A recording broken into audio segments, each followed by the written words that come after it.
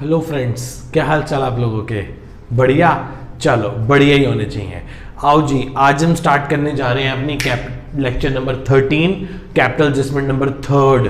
Sir सबसे important और सबसे बेहतरीन एडजस्टमेंट ना कसम से यही वाली है। बहुत मज़ेदार है, बहुत अच्छी है और बहुत बहुत बहुत आसान है। आओ जी शुरू करें। सर मैं इसका नाम आपको पहले बता देता हूँ, इस एडजस्टमेंट का पता कैसे चलेगा। पहली एडजस्टमेंट क्या थी, याद है आपको? हाँ सर अच्छे से याद है। क्या थी बताओ पहली एडजस्टमेंट? सर पहली एडजस्टमेंट थी जिसके अंदर फिक्स कैपिटल गिवन था न्यू फर्म का। एक पार्टनर चला जाता था, बाकी दोनों की कैपिटल एडजस्ट कर ली जाती थी। ठीक है जी। सेकंड एडजस्टमेंट क्या थी? सर सेकंड एडजस्टमेंट के अंदर था जब रिमेनिंग पार्टनर कैपिटल अपना एडजस्ट कर लेते थे अपनी न्यू प्रॉफिट शेयरिंग रेशियो में। जो भी एक्चुअल कैश लेना होता था या देना होता था, या ले आते थे या दे देते थे। ठीक है, आज हम थर्ड कैपिटल एडजस्टमेंट करने जा रहे हैं। सर इसकी क्या पहचान है, ध्यान से सुनते हैं। उसने कहा रिमेनिंग पार्टनर, मतलब मान लो किसी एक पार्टनर के रिटायरमेंट के बाद जो दो पार्टनर्स बचेंगे, ब्रिंग सफिशिएंट कैश। क्या ले आएंगे बेटा? सफिशिएंट कैश ले आएंगे, इतना पैसा ले आएंगे cash for the payment of retiring partner. किसकी पेमेंट के लिए ले आएंगे? रिटायरिंग पार्टनर की पेमेंट के लिए पैसा ले आएंगे। मतलब रिमेनिंग पार्टनर इतने पैसे का इंतजाम करेंगे कि रिमेनिंग पार्टनर को रिटायरिंग पार्टनर को पे किया जा सके। Sufficient cash for the payment of retiring partner and also maintain minimum cash balance, और मेंटेन करेंगे मिनिमम कैश बैलेंस जो होना चाहिए फर्म के अंदर। ठीक है जी, शुरू करें? हाँ सर शुरू करो। आओ जी शुरू करते हैं बेटा, ध्यान से पढ़ो क्या लिखा है, क्या कहता है वो। आपके सामने क्वेश्चन गिवन है, मैं अब क्वेश्चन शुरू करने जा रहा हूं। सबसे पहले गिवन है, तीनों के कैपिटल गिवन है। ठीक है जी, डाल देते हैं। बाय बैलेंस BD 40,000, ठीक है जी, 62,000 और 32,000, यही गिवन है ना? 33,000 रुपीज गिवन है। ठीक है जी, उसके बाद क्या गिवन है? ठीक है, सबसे पहले गिवन है XYZ जिनकी प्रॉफिट शेयरिंग रेशियो 5:3:2 है। कितनी प्रॉफिट शेयरिंग रेशियो है? मैं क्वेश्चन पढ़ता हूं। The balance sheet of XYZ whose sharing profit and losses in the ratio 5:3:2 and the balance sheet on 31 March 2019 is as follows. कुछ इस प्रकार से है। बैलेंस शीट के अंदर पड़ा हुआ है, कैपिटल डाल दिया, फिर पड़ा हुआ है प्रॉफिट एंड लॉस। क्या पड़ा हुआ बेटा? बाय P&L का प्रॉफिट पड़ा हुआ है, क्योंकि लायबिलिटी साइड पड़ा हुआ है ना। कितना पड़ा हुआ है? 85,000 को 10 से डिवाइड कर दो, इनटू में 5 कर दो, तो 42,500 किसका हो गया? A का। और B का कितना हो गया? 25,500 हो गया। और C का कितना हो गया? 2 से मल्टीप्लाई कर दो, ये हो गया 17,000। ठीक है जी, आ गई ये फिगर्स? हाँ सर इतना आ गया। देखो कुछ और गिवन है। हाँ सर, बच्चे कह रहे हैं एम्प्लॉय प्रोविडेंट फंड गिवन है। बच्चों ध्यान से सुनो। एम्प्लॉय प्रोविडेंट फंड वर्कर का पैसा है, एम्प्लॉइज का पैसा है, उसे पार्टनर्स डिस्ट्रीब्यूट नहीं कर सकते। वो एक लायबिलिटी है। वो क्या? एक लायबिलिटी है, वो फर्म की एक लायबिलिटी है। ठीक है जी, चले आगे। हाँ सर, बच्चे कह रहे हैं सर चलो आगे चलो। फिर क्या हुआ बताओ बेटा? आओ जी शुरू करते हैं। फिर क्या हुआ? फिर वो कहता है X retire Y and Z in the ratio of 3:2। कौन रिटायर हो गया? X रिटायर हो गया, तो X अपना 5/10 share in the firm sacrifice कर गया। Y और Z नए पार्टनर बचे। कौन बचे? Y और Z जिनकी रेशियो 3:2 है। तो यही न्यू प्रॉफिट शेयरिंग रेशियो है, और यही क्या है बेटा? Gaining ratio. यही क्या है? न्यू प्रॉफिट शेयरिंग रेशियो, और यही क्या है? गेनिंग रेशियो, क्योंकि वही 3:2 है। देखो ध्यान से, वही तो है 3:2, ये देखो 3:2। ठीक है, गुडविल कितनी वैल्यू की गई है? 80,000। तो Y debit Z debit 2x 80,000 का 5/10 कितना हो गया? 40,000। कौन सी रेशियो में देंगे? सर अब तो हमें पता है गेनिंग रेशियो, जो कि 3:2 है। ठीक है जी, तो कितना हो गया ये? करो 8 24,000 और 16,000। किसी को इस एंट्री में कोई डाउट? मेरे किसी भी बच्चे को, किसी भी भाई बहन को इस एंट्री में कोई डाउट नहीं? पक्का? हाँ सर पक्का।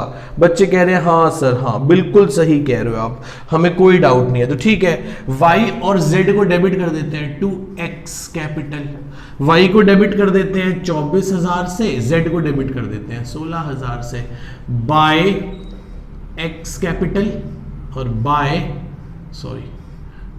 वाइज कैपिटल और बाय जेड्स कैपिटल। 24,000 इसे y देगा और 16,000 रुपए से z देगा, डैश डैश डैश डैश। कोई डाउट बेटा यहां तक किसी को? यहां तक मेरे किसी भी बच्चे को, किसी भी भाई बहन को कोई डाउट यहां तक मेरे बेटा? यहां तक क्लियर है सारी स्टोरी? चलूं आगे? पक्का? ठीक है सर, आगे पढ़ते हैं क्या कहता है। वो कहता है fixed assets are to be depreciated by 57,000 to depreciated to का मतलब होता है इतने तक। टू का मतलब क्या होता है बेटा? इतने तक। बहुत आसान है, ठीक है जी। पहले फिक्स्ड एसेट्स बताओ कितने की है सर? पहले 60,000 की है, 57,500 की रह गई। तो टू फिक्स एसेट्स कितने का नुकसान हो गया? 2500 रुपए का। और नई बैलेंस शीट में फिक्स एसेट्स कितने की आएंगी सर? नई बैलेंस शीट में फिक्स एसेट्स आएंगी 57,500 की। 2500 से कम हो गई ना। ठीक है जी, आगे चलते हैं। वो कह रहे हैं make a provision on doubtful debts is 5%। Debtor पे कितना प्रोविजन बनाना है बेटा? डेटर पे 5% का प्रोविजन बनाना है, तो बना दो।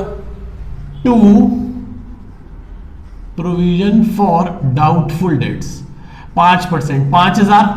पहले कोई प्रोविजन नहीं है तो पूरा 5,000 आएगा। नई बैलेंस शीट में डेटर्स आएंगे 1 लाख के, लेस करेंगे प्रोविजन 5,000, तो कितना बचेगा? 95,000। कितना बचेगा बेटा? 95,000। पूरा लिख देता हूं, DEBTORS, डेटर्स। ठीक है जी, कोई डाउट यहां तक किसी को मेरे बच्चा? नहीं। चलते हैं आगे। अ liability of claim of include in a creditors.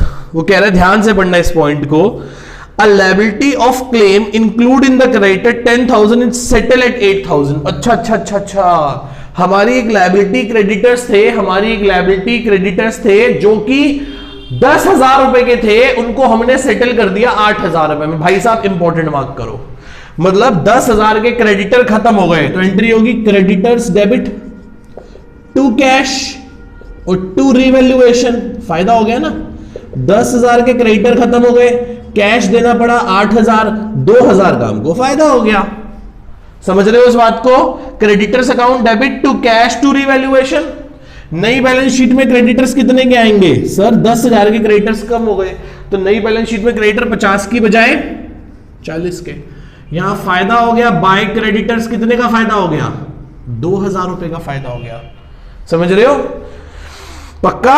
10,000 के क्रेडिटर कितने में सेटल हो गए? 8,000 रुपए में। और जब याद रखना, दिमाग में बड़ी ताकत है। जब बैंक अकाउंट या कैश अकाउंट बनाओगे तो उस टाइम पे 8,000 रुपए कम कर देना। कितने कम कर देना? 8,000 रुपए कम कर देना। ठीक है जी, ठीक है बेटे। अब यहां से ना क्वेश्चन में इंपॉर्टेंट मार्क कर लो। यहां से क्वेश्चन में मेरे बेटा इंपॉर्टेंट मार्क कर लो। इंपॉर्टेंट, बहुत बहुत बहुत इंपॉर्टेंट है पॉइंट। आओ जी शुरू करें। क्या कहता है पॉइंट? वो कह रहा है the amount to be paid x and y, x by y and z. कह रहा है एक्स को वाई और जेड अमाउंट पे कर देंगे इन सच अ वे, इस तरीके से that their capital are proportionate to their profit sharing ratio, कि उनका कैपिटल एडजस्ट हो जाए उनकी प्रॉफिट शेयरिंग रेशियो में। एंड लीव अ बैलेंस 15,000 में इनटू अ बैंक। और बैंक में कितने पैसे छोड़ देना? 15,000 रुपए छोड़ देना। मैंने कहा ठीक है जी, ठीक है, हमें बात समझ आ गई, पर हम फिर एक बार दोबारा से इस बात को पढ़ेंगे। पहले रिवैल्यूएशन का लॉस निकाल लेते हैं। By loss transfer to partners capital account x y और जेड। कितने का लॉस है बताना जरा मुझे एक बार बेटा। ये हो गया आपका लॉस 7500, 7500। झूठ मूठ में यहां भी 7500 और यहां हो गया 5500। 5500 को 10 से डिवाइड कर लो, डिवाइडेड बाय 10 इनटू में 5 कर दो, तो इसका हो गया 2750, इसका हो गया 1650 और इसका हो गया बेटा 1100। समझ आया क्या किया? 5500 को 10 से डिवाइड कर लिया, 550 आया, 550 5 जा, 550 3 जा और 550 2 जा। ठीक है जी, रिवैल्यूएशन लॉस हुआ है तो कैपिटल कम करेंगे तो क्या लिखेंगे 2750, 1650 और 1100। मेरी बात समझ रहे हो बेटा? याद है ना आपको, रिवैल्यूएशन अकाउंट इधर आता है एक्सपेंस लॉस, इधर आता है income gain profit. Capital account debit में कम होगा, क्रेडिट में बढ़ जाएगा। क्या आप मेरी बात को समझ पा रहे हैं? क्या आप सभी बच्चे मेरी बात को समझ पा रहे हैं? पक्का? चलूं आगे? हाँ सर, बच्चे कह रहे हैं सर चलो आगे चलो। आओ जी शुरू करें, क्या कहता है वो, दोबारा से पढ़ता हूं। वो कह रहा था the amount to be paid to x by y and z. X को वाई और जेड पैसे दे देंगे इन सच अ वे, इस तरीके से that their capital are proportionate, कि उनका कैपिटल क्या हो जाए बेटा? प्रोपोर्शनेट हो जाए in their profit sharing ratio. कौन सी रेशियो में? प्रॉफिट शेयरिंग रेशियो में। And leave a bank balance of 15,000 रुपए। बैंक में कितने पैसे छोड़ देना? 15,000 रुपए छोड़ देना। ठीक है जी, सबसे पहले मैं एक बात कैलकुलेट करने की कोशिश करता हूं कि एक्स जब रिटायर हो रहा है तो उसको पैसे कितने देने हैं। Amount paid to x on their retirement, कि रिटायरमेंट पे कितना पैसा देना है उसे। आओ जी निकाल लें, निकालो। 40,000 plus 42,500 plus 24,000 plus 16,000 minus 2750 revaluation loss का। ठीक है, कर लो बेटा एक बार फटाफट कर लो, बताओ कितना आ रहा है। 40,000 प्लस 42,500 प्लस 24,000 प्लस 16,000 माइनस 2750, 1,19,750 रुपए देने हैं। कितने देने बेटा? 1,19,750 रुपए एक्स को उसकी रिटायरमेंट पे देने हैं। सर कैसे निकाला?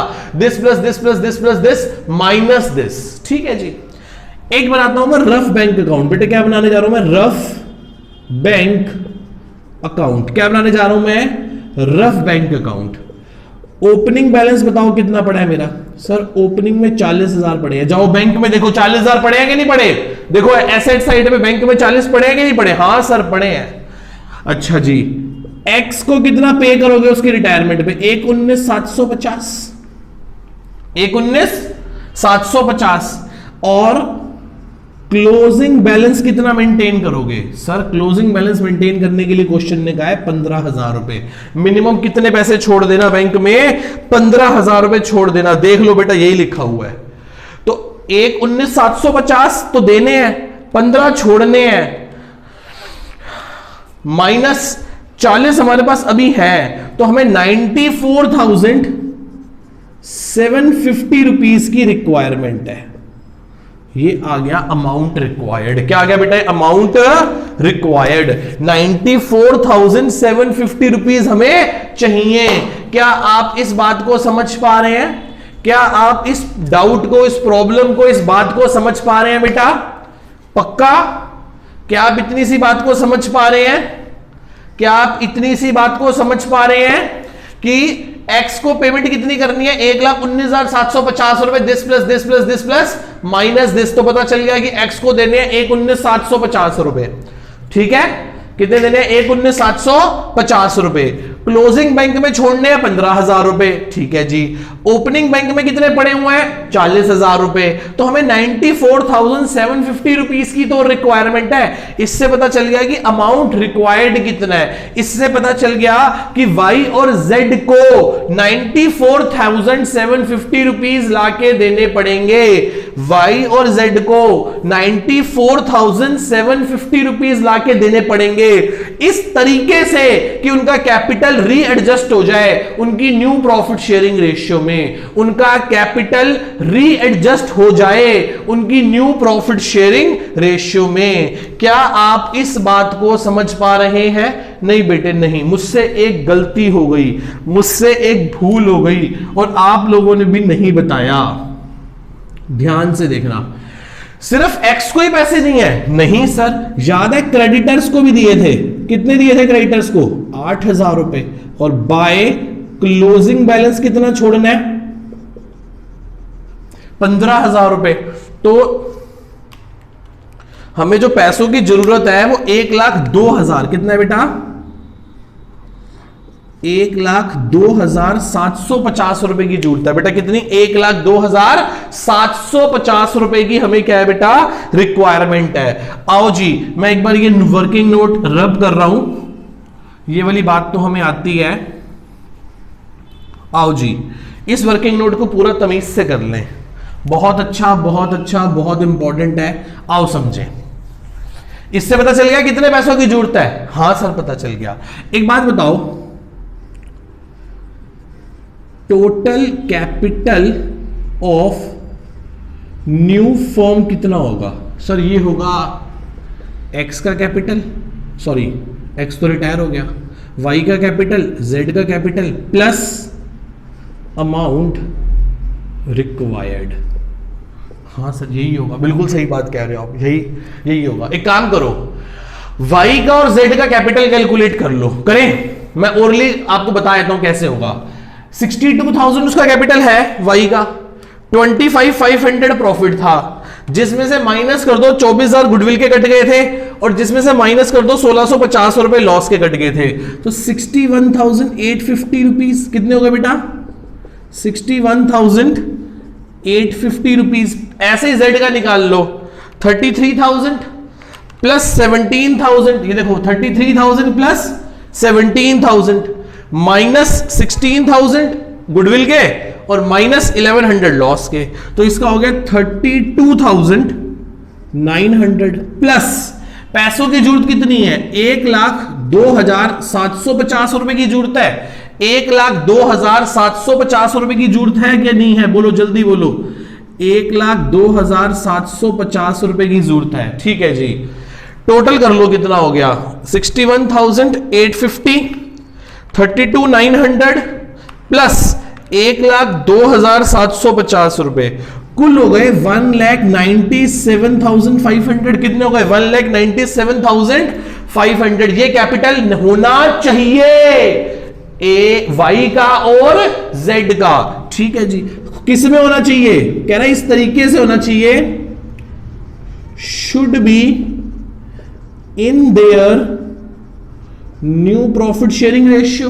किस किस का होना चाहिए? वाई का और जेड का। इसे डिवाइड कर दो 5 से, क्योंकि न्यू पीएसआर तो 3:2 थी ना, इनटू में 3 कर दो, तो इसका होना चाहिए 1,18,500 रुपए, और उसका होना चाहिए 79,000 रुपीज। कितना होना चाहिए? 79,000। दोबारा से समझाऊं इतनी बात? क्या आपको इतनी बात समझ में आती है बेटा, या ये वाली बात दोबारा समझाऊं? बच्चे कह रहे सर दोबारा से बता दो। सबसे पहले क्वेश्चन में एडजस्टमेंट ने कहा था कि y और z इतना पैसा लेके आएंगे, y और z इतना पैसा लेकर आएंगे, y और z इतना पैसा लेकर आएंगे कि x को पे किया जा सके। तो मैंने कहा चलो सबसे पहले फिर यही पता लगा लें कि x को पैसे देने कितने हैं। सर x का पता लगाया हमने कि टक टक टक टक टक टक टक सबको प्लस कर लिया और पता लगाया और इसको माइनस कर लिया, तो पता लगा कि x को 1,19,750 रुपए देने हैं।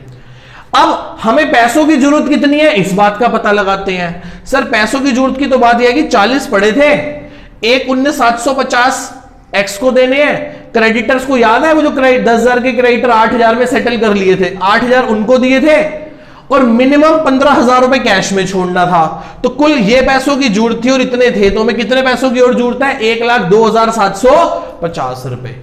एडजस्टमेंट ने कहा भी यही था, एडजस्टमेंट ने कहा भी यही था कि नया पुराने पार्टनर्स, रिमेनिंग पार्टनर्स इतना कैश ले आएंगे कि बड़े आराम से रिटायरिंग पार्टनर्स को पे किया जा सके। तो इसका मतलब 1,02,750 रुपए कौन लेके आएंगे? वाई और जेड। उसने एक कंडीशन और रखी थी, वाई और जेड इस पैसे को इस तरीके से लेके आएंगे कि उनकी प्रॉफिट शेयरिंग रेशियो किस में एडजस्ट हो जाए? न्यू प्रॉफिट शेयरिंग रेशियो में। ठीक है जी, तो हमने कहा कि एक्चुअली अभी वाई का कैपिटल 61,850 है और जेड का 32,900 है। कैसे? इन सबको प्लस करके इसको माइनस कर लिया, इन सबको प्लस करके इन दोनों को माइनस कर लिया, तो ये आ गया। प्लस इतने पैसों की जरूरत है, इतना हो गया टोटल। ये इतना कैपिटल किसका होना चाहिए? वाई का और जेड का।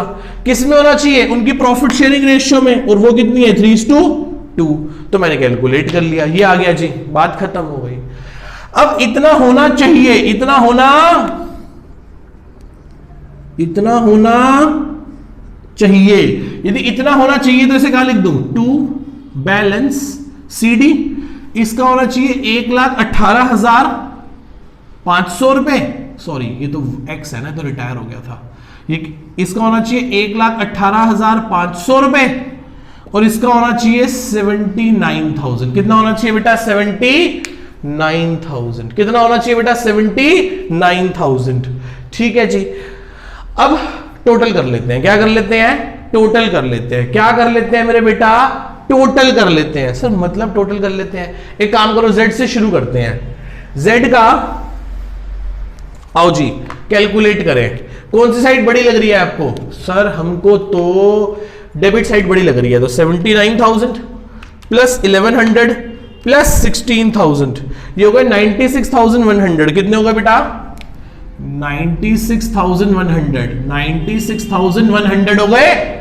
इसमें से माइनस कर दो, क्या माइनस कर दो, इसमें से 33,000 एक माइनस कर दो, और 17,000 रुपए एक माइनस कर दो, यही है ना, हाँ सर यही है। तो इसका मतलब 46,100 रुपीज यहां बच गए। इसका मतलब बाय बैंक बैलेंसिंग फिगर, माने कि लेने हैं, किसने लेने हैं, सो फर्म ने Z से, मतलब 1,02,750 रुपए में से 1,02,750 रुपए में से Z लाके देगा 46,100। कितने लाके देगा, 46,100। ऐसे किसका निकाल लें, X का निकाल लेते हैं। किसका निकाल लेते हैं बेटा, X का Y का निकाल लेते हैं, Y का। Y की कौन सी साइड बड़ी लग रही है, सर Y की भी यही साइड बड़ी लग रही है मेरे को, तो आओ जी करो, कितना हो गया, 1,18,500 प्लस 1,650 रुपए प्लस 24,000 रुपए, ये हो गया 1,44,150। 1,44,150 इसमें से माइनस कर दो, इसमें से क्या कर दो बेटा, इसमें से माइनस कर दो, कितना, 62,000 ऑलरेडी था, 25,500 का प्रॉफिट था, तो इसको लाके देने पड़ेंगे 56,650 रुपीज। कितने पैसे लाके देने पड़ेंगे, 56,650 रुपीज। सर आपने ये ठीक किया है कि गलत किया है, आपने ये ठीक किया है या गलत किया है। मैंने कहा बेटा इस बात को मैं अपनी प्रूफ करके दिखा सकता हूं कि मैंने बिल्कुल ठीक किया है। सर कैसे, मैंने कहा ये देखो जी, Y और Z का इतना कैपिटल होना चाहिए, Y और Z का इतना कैपिटल होना चाहिए, माइनस क्या कर दोगे, एक्चुअली कितना है, एक्चुअली Y का है 56,650 और Z का है 46,600, सॉरी अभी निकाल लेते हैं, ये देखो ये गिवन तो है, एक्चुअली Y का है 61,850, ये देखो यही था ना, और Z का कितना है 32,900। इससे पता चल जाएगा अमाउंट ब्रिंग बाय, कितना पैसा लेके आएंगे, माइनस करना, 1,18,500 होना चाहिए और 61,850 है, तो इसको लाके देने पड़ेंगे 56,650 रुपीज। इसका 79,000 होना चाहिए और 32,900 है, तो इसको लाके देने पड़ेंगे 46,100 रुपीज। देख लो बेटा, बिल्कुल सही जवाब, बिल्कुल सही जवाब। बैलेंसिंग फिगर से भी वही निकला और एक्चुअली करके भी वही निकला। मेरी बात समझ रहे हो, हाँ सर समझ रहे हैं, ठीक है। अब मैं समझ गया, अब मुझे ये पता चल गया कि कौन कितने पैसे लाके देगा। अब रफ की बजाय क्या बना रहा हूं, फेयर बैंक अकाउंट। क्या बना रहा हूं, फेयर बैंक अकाउंट। ओपनिंग में कितने पैसे पड़े हैं बोलो, 40,000। Y कितने लाके देगा और Z कितने लाके देगा, Y लाके देगा 56,650, ये लाके देगा 46,100। उसके बाद हमें क्या करना है, हमने एक तो क्रेडिटर को पेमेंट करी कितनी, 8,000। हमने X जो रिटायर हो गया उसको उसके पैसे दे दिए 1,19,750 रुपए। फिर हमारे पास क्या बच गया, क्लोजिंग बैलेंस। बताओ क्लोजिंग बैलेंस कितना बच गया, बताओ सर। क्लोजिंग बैलेंस उतना बच गया जितना चाहिए था, और कितना बच गया, 15,000। गॉट इट, समझ रहे हो। ये सारा खेल इसलिए किया गया कि यह पता लगाया जा सके कि 1,02,750 रुपए में से y कितने लाके देगा और z कितने लाके देगा। तो y लाके देगा इतने और z लाके देगा इतने। समझ रहे हो मेरी बात को बेटा? पक्का? अच्छे से? ठीक है जी। अब हमें यह पता चल गया कि x रिटायर हो गया, ठीक है, तो टू बैंक पेमेंट कर दो। कितनी पेमेंट करनी थी उसको? 1,19,750 रुपए। खत्म जी, उसका बैलेंस तो कुछ बचेगा ही नहीं। करके देख लो, एक बार करके देख लो कि बैलेंस बच रहा है कुछ। 40,000 उसका कैपिटल था, 42,500 का प्रॉफिट था, 24 और 16 की उसकी गुडविल थी, जिसमें से 2750 का रिवैल्यूएशन लॉस माइनस कर दिया, 1,19,750 उसको दे दिए। तो उसका बैलेंस सीडी क्या बच रहा है बेटा? नील, जीरो बच रहा है। कितना बच रहा है? 40, 42,500, 24 और 16, 1,22,500, 1,22,500, 1,22,500। बेटा इस क्वेश्चन को लगभग 2 बार अपने हाथ से करके देखना, कम से कम 2 बार। बहुत अच्छा, बहुत बेहतरीन और सबसे इंपॉर्टेंट क्वेश्चन यही है बेटा, सबसे इंपॉर्टेंट क्वेश्चन यही है। ठीक है जी?